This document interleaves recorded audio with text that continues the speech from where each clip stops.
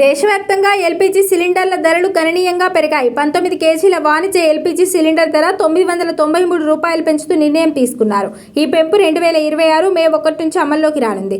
ఈ పెంపుతో ఢిల్లీ, ముంబై, హైదరాబాద్ వంటి ఇతర నగరాల్లో వాణిజ్య ఎల్పీజీ సిలిండర్ల ధర ఇప్పుడు 3,000 దాటింది. అయితే చమురు కంపెనీలు గృహ వినియోగ సిలిండర్ల ధరను పెంచకపోవడం ప్రజలకు ఊరటనిచ్చింది. కమర్షియల్ సిలిండర్ ధరలు పెరగడంతో పెట్రోల్, డీజిల్ ధరలు సైతం పెరుగుతాయనే వార్తలు సోషల్ మీడియాలో చక్కర్లు కొడుతున్నాయి. అయితే ఈ అంశంపై ఇప్పటికే కేంద్రం క్లారిటీ ఇచ్చేసింది. పెట్రోల్, డీజిల్ ధరలు భారీగా పెరిగాయంటూ సోషల్ మీడియాలో చక్కర్లు కొడుతున్న వార్తలపై కేంద్ర ప్రభుత్వం స్పందించింది.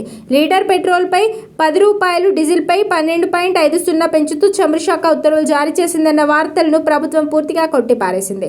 ఈ మేరకు press information bureau fact check విభాగం ఓ స్పష్టతనిస్తూ వైరల్ అవుతున్న ఆ ఉత్తర్వులు కేవలం ఫేక్ న్యూస్ అని తేల్చి చెప్పింది. కేంద్ర పెట్రోలియం, సహజ వాయువు మంత్రిత్వ శాఖ అటువంటి ఉత్తర్వులు ఏవీ జారీ చేయలేదని, ఆన్లైన్లో సర్క్యులేట్ అవుతున్న డాక్యుమెంట్ నకిలీదని ప్రభుత్వం స్పష్టం చేసింది.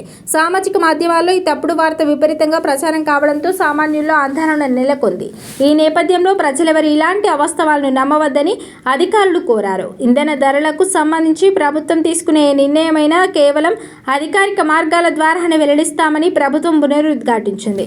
పౌరులు సమాచారాన్ని షేర్ చేసే ముందు 1-2 సార్లు అధికారిక వెబ్సైట్లలో సరిచూసుకోవాలని, అనవసరంగా భయాందోళనకు గురిచేసే ధృవీకరించని పోస్టులను ఫార్వర్డ్ చేయవద్దని పీబీఐ సూచించింది.